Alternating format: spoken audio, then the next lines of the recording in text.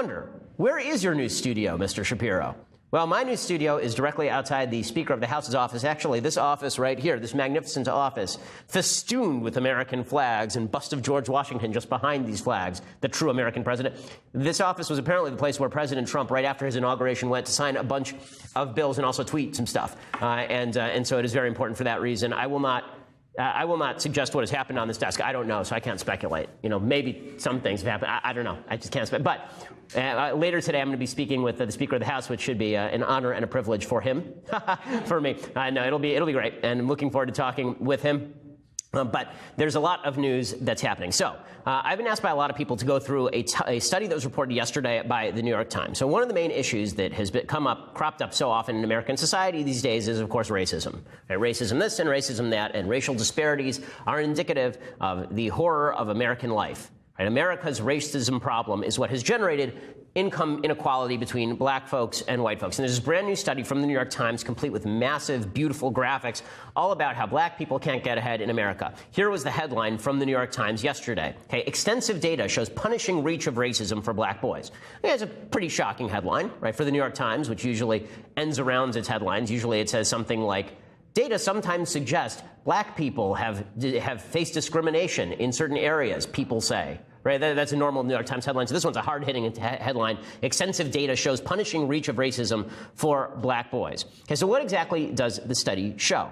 Okay, and this is a pretty important study, and I think it's important to deconstruct the study so that we know what we're talking about when we talk about whether racism is responsible for some of the imbalances we see in American life. Now, this is not to imply that racism hasn't been a historic part of America. Of course it has. This is not to imply that there is not racism today. Of course there is. What this is to suggest is that this study, which is being really touted as the final data on racism in America, demonstrating that only racism is responsible for the difference in income outcome between black folks and white folks, that's not what the study says. So, according to the New York Times, young black men lag behind young white men, not because of behavioral differences, not because young black men commit more crimes than young white men on average, or because they have a lower educational background, or because they have single dads, but because of widespread American racism. Here is what the Times reports. Black boys raised in America, even in the wealthiest families and living in some of the most well-to-do neighborhoods, still earn less in adulthood than white boys with similar backgrounds, according to a sweeping new study that traced the lives of millions of children. White boys who grow up rich are likely to remain that way.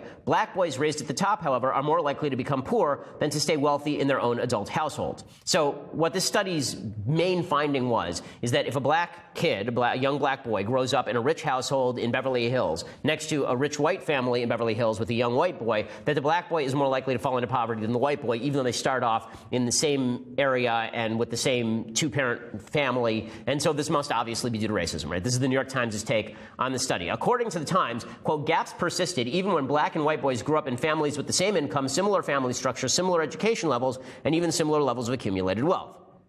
So they're removing all the factors that people would normally suggest contribute to disparities between black income and white income. They're saying even when a rich black kid grows up rich and black with two parents and goes to a good high school and all this stuff, they still have lower outcomes than white folks. And the IQ is not the problem, right? So there's some people who are racially suggestive, we shall say, who say that maybe this is because black folks have lower IQs on average than white folks. The data is not there to suggest that. The reason the data is not there to suggest that is because the income outcome, right? The outcome of income for black women is exactly the same as for white women who grow up rich. So the disparity only exists between young black men and young white men. It does not exist between young black women and young white women. So if you have a rich black girl who grows up next to a rich white girl, they basically are going to have exactly the same income as their life progresses. So as I acknowledge, right? The study openly acknowledges that the racism doesn't extend to black women. So first of all, this gives the lie to a lot of the intersectional nonsense you hear from the left. So the case for intersectionality is that everyone's experience is different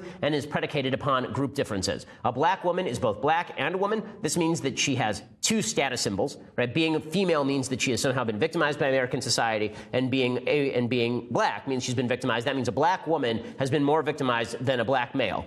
Now, this study suggests the opposite, actually. This study actually suggests that young black men do worse in American society than black women. So much for that intersectional point. But this finding that no income gap exists between black and white women raised in similar households should also make you wonder, is this really about racism? Is racism the dividing line? Because, again, black women happen to be black. So if black women have the same outcomes as white women when given the same circumstances, wouldn't that suggest that racism is not actually the central problem, right? Black women aren't not black just because they're treated well by the surrounding community. Right? That's a foolish argument. The study itself says that black women earn slightly more than white women, conditional on parent income. There's little or no gap in wage rates or hours of work between black and white women. And black women also have a higher college attendance rate than white men, conditional on parental income rather. So immediately, this should give you some serious pause as to the headline that was espoused by the New York Times. Again, the New York Times headline here was extensive data shows punishing reach of racism for black boys. They're already attributing all of the difference between black boys and white boys to racism, even though that racism apparently just disappears with regard to black women, which is kind of weird. Right? Immediately you should wonder, is racism really the dividing factor here, or is it that black women and black men actually have different perspectives on decision-making processes in higher income households? Right? Is it possible that young black men and young black women are encouraged to pursue different activities, even in higher income households with two parents?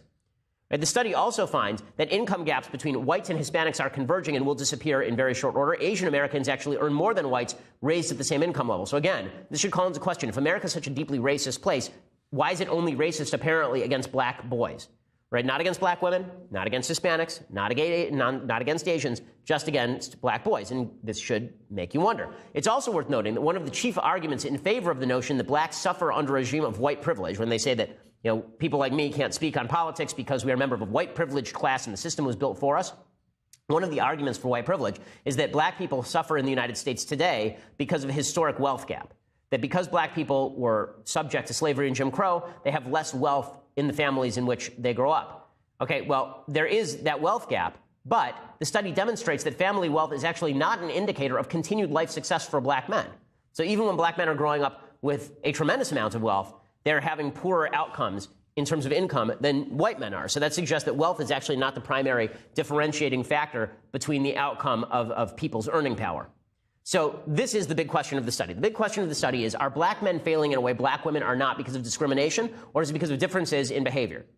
So my suggestion is that it would have something to do with differences in behavior. And the study itself suggests this, right? This is not the stuff the New York Times wants to cover. It's all buried in the 100-page study that I read yesterday. For example, the study discusses criminal behavior among high-income young black men, but it doesn't actually investigate the possible causal link between criminal behavior and drop in income. So the study says that black men raised in the top 1% of income, right, people who are millionaires, were as likely to be incarcerated as white men raised in households earning about $36,000 a year.